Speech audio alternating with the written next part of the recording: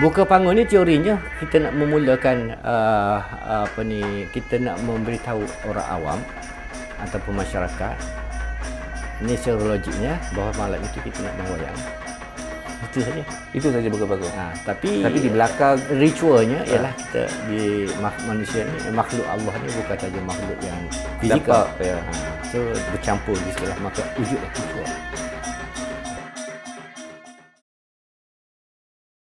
Dalam wayang kulit Melayu tradisional Kelantan ni ada dua jenis cerita. Satu cerita pokok, satu cerita asing. Di dalam cerita pokok ni yang terbagi tiga. Satu dinamakan cerita ranting. Yang kedua dipanggil cerita sisipan. Sisipan ni terbagi dua. Sisipan menegak, sisipan melentang. Dan yang kedua ialah asing. Cerita pokok ini dinamakan Hikayat Maharaja Wana. Buku you tengok tadi ya. Itu Hikayat Maharaja Wana. Tersebut dalam hikayat dalam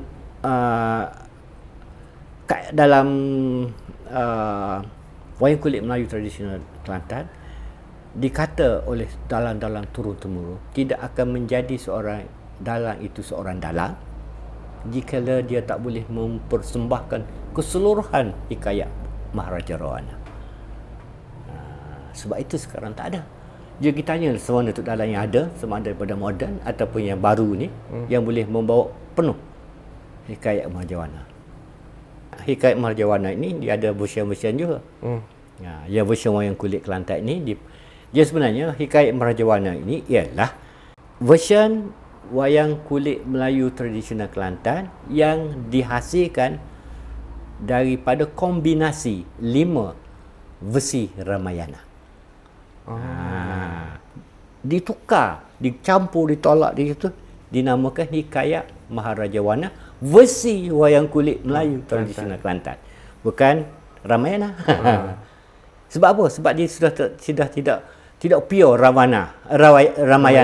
Dia sudah campur Kakawin, Ramayana Petani, Hikayat Sri Rama, Valmiki, ambil sana, ambil sini, campur sini, dijadikan Hikayat Maharaja Wana sebagai cerita pokok versi wayang kulit Melayu tradisional Kelantan.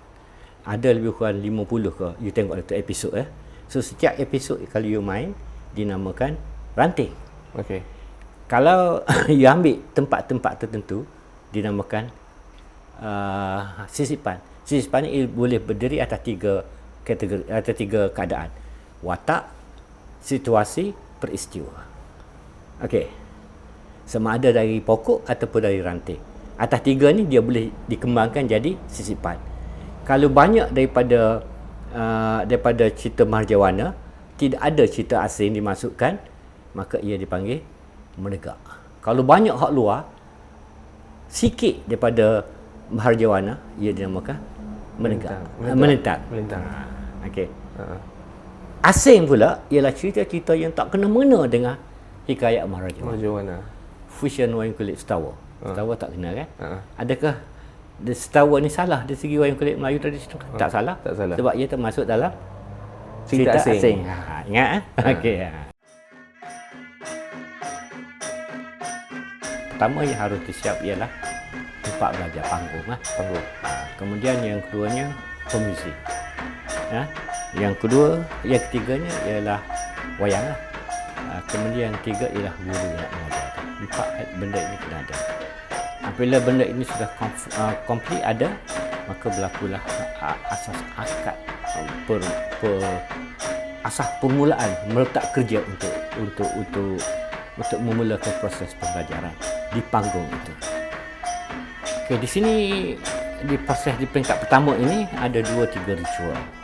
Satu ritualnya biasanya waktu petang selepas sembahyang asalnya, biasanya setelah semua panggung alatan di set up atas panggung itu, pemuzik semua dah ada, biasanya seorang guru dan murid ini akan datang ke panggung itu dan biasanya di situ akan berlaku sedikit akad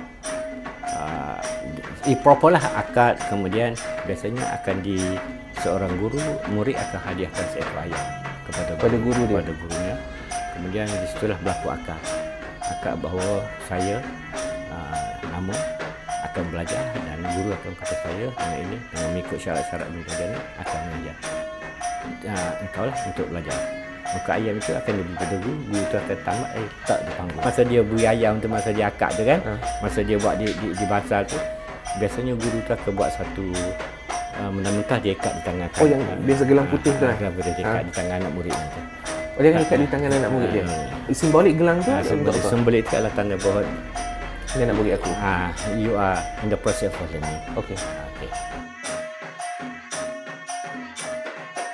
Orang tua-tua dulu berjamukan telur mentah dia boleh makan kan, dia boleh buat dia. Lepas tu kita khabar apa macam tak sedar diri kan. Itu kita kata spiritual dia. Jadi bergantung kepada orang jugalah tu. Bergantung kepada orang. Tapi kalau orang moden tak berlaku yang. Paling kuat pun dia getar je bila nak akad. Macam murid saya seorang tu, saya nak turunkan dia tu masa atas panggung tu. Masa dia saya duduk jampi tu dia naik. Saya pasal berhenti tu dia main. Sebab dia tak boleh kontrol, dia knock dah. Itu angin lah kita panggil tu? Itu angin lah. Angin dah, angin kuat. Angin wayang je kuat. Bila kita jampi tangkap, kalau semua nak jadi gini-gini, dia orang panggil jijak.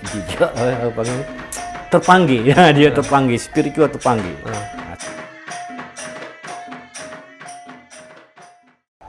Saya tak ada harapan sebab orang muda tak minat. Saya tak boleh memaksa mereka untuk minat.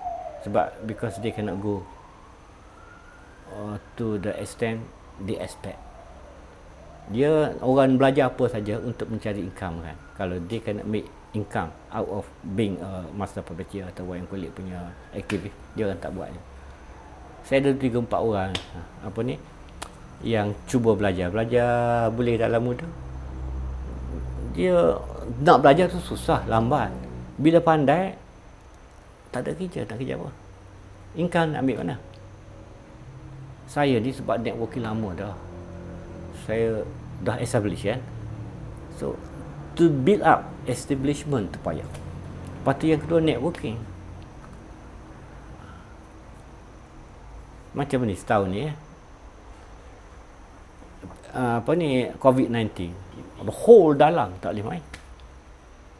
So how they want to get income? So satu, kalau main di Culture Center Kota Baru, satu malam RM340 je upah. 10 orang apa same pun tolak makan, tolak petrol. Nak beli daging 1 kilo pun tak dapat. Bini kata tak payah main lah bang, tidur dekat peluk dengan aku lagi enak kan. Betul tak?